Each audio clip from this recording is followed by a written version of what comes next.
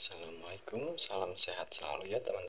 Dan tentunya yang saya harapkan teman-teman dalam keadaan sehat ya, dan dilancarkan rezekinya ya, amin amin ya robbal alamin. Baik teman-teman, untuk pagi ini ya, di video kali ini saya akan membahas masalah olah lahan ya, olah lahan tanam semangka atau budidaya semangka ya, di proses awal ya. Tahap awal yang kita lakukan adalah penggemburan tanah ya teman-teman.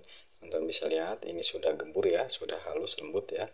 Dikarenakan tanaman semangka sangat senang ya di tanah yang sangat gembur ya. Gembur apalagi berpasir ya teman-teman.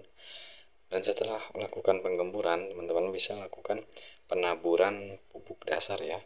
Dan pupuk dasar yang saya gunakan adalah kohe ayam ya, yang sudah matang ya. Namun matangnya tidak saya fermentasi. Kohe ini sudah matang karena sudah saya simpan kurang lebih 1 bulan lebih ya teman-teman ya.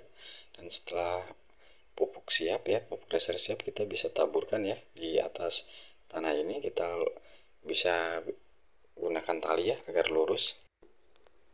Dan untuk kohe ini ya, dosisnya itu kurang lebih, ini untuk panjang jalur ini kurang lebih 50 meter. Saya gunakan kurang lebih 3 karung ya, 3 sampai 4 karung ya per 50 meter. Kita tabur rata, dan setelah kita menabur rata baru kita turun dolomit ya teman-teman ya. Dolomit ini wajib ya, sangat wajib, dikarenakan agar pH tanah ini netral ya, naik dari yang tadinya rendah bisa naik ya teman-teman ya, dengan menggunakan kapur dolomit. Dikarenakan budidaya semangka ini membutuhkan pH sekitaran 6 sampai 7,5 ya teman-teman ya. Dan bagi teman-teman yang memiliki alat pengukur pH ya, setelah ditabur kita bisa ukur pH ya. Bila mana menyentuh di angka 6 sampai 7,5 itu sudah maksimal ya teman-teman ya. Setelah kohe dan kopur dolomit kita aplikasikan, teman-teman bisa melakukan pengadukan ya teman-teman ya. Mengadukan, mencangkul agar tercampur merata ya. Dan bila mana mempunyai kultivator, teman-teman bisa membajak sekali lagi ya, agar campuran dari dolomit, kohe, dan tanah itu tercampur merata ya teman-teman ya. Dan bisa dilakukan sampai halus ya. Ada satu yang tadi tertinggal ya teman-teman, untuk dosis kapur dolomit.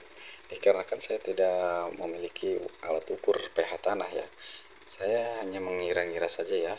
Untuk bedengan satu bedengan ini kurang lebih 50 meter, saya gunakan kurang lebih setengah ember ya, setengah ember timba ya.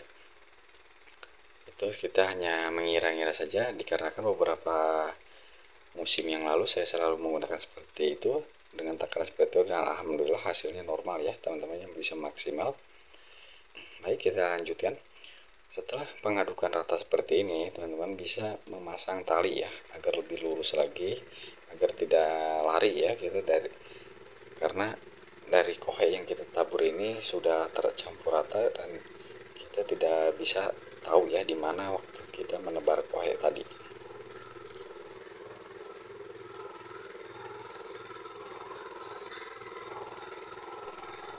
Nah, teman-teman bisa lihat ya hasilnya setelah kita lakukan pengadukan ya. Untuk pupuk dasar, kohe, dan kapur ini sudah mulai tercampur rata ya, dan tanah pun semakin halus ya, lembut ya. Dan akar pun sangat senang ya dengan tanah yang sangat gembur seperti ini ya. Dan kita lanjutkan, setelah selesai kita tabur NPK ya teman-teman ya, untuk pupuk kimia ya. Ini yang saya gunakan adalah pupuk Pertipos ya. Pertipos itu adalah mengandung fosfat tinggi ya, yang fungsinya untuk penyebaran akar ya, merangsang pertumbuhan akar. Dan saya gunakan juga pupuk Ponska ya, Ponska subsidi ya, yang kita gunakan yang murah-murah saja. Ini untuk campurannya kita lakukan 1:1 ya teman-teman, dan kita taburkan di atasnya ya teman-teman ya. Dan untuk dosis saya gunakan 1 ember ya, untuk 1 ember full ini ya, untuk kurang lebih 50 meter ya, dengan 50 meter kita tabur merata dan lurus ya teman-teman ya. Dan setelah kita melakukan penaburan rata, ini wajib ya teman-teman ya, setelah kita penaburan pupuk NPK atau pupuk kimia, ini wajib kita tutup ya, kita langsung buat bedengan ya, kita cangkul, dikarenakan pupuk kimia ini jika terkena panas dia akan menguap teman-teman, akan menguap, dan jika terkena air hujan ini akan tercuci. Dan maka dari itu sebelum kita menabur pupuk NPK, kita pastikan akan melakukan pencangkulan ya teman-teman ya.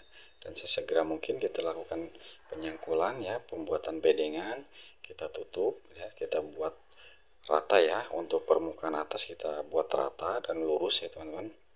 Nah, teman-teman bisa lihat dengan menggunakan tali ini kita bisa ada patokan ya agar bedengan yang kita buat lurus ya, dan nantinya untuk pemasangan mulsa pun terlihat rapi dan mudah ya.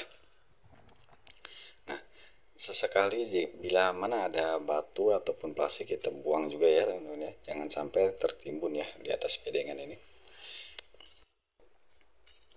Dan jika pembuatan bedengan sudah selesai ya teman-teman, bisa langsung kita tutup mulsa ya, dan kita biarkan kurang lebih 1 minggu ya, untuk 1 minggu sampai 10 hari kita biarkan selama kita menunggu bedengan siap. Kita bisa siapkan benih ya teman-teman, kita lakukan penyemaian benih.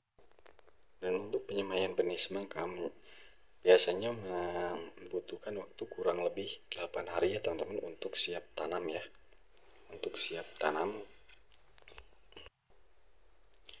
Nah, baik teman-teman, bedengan sudah siap dan sudah selesai ya.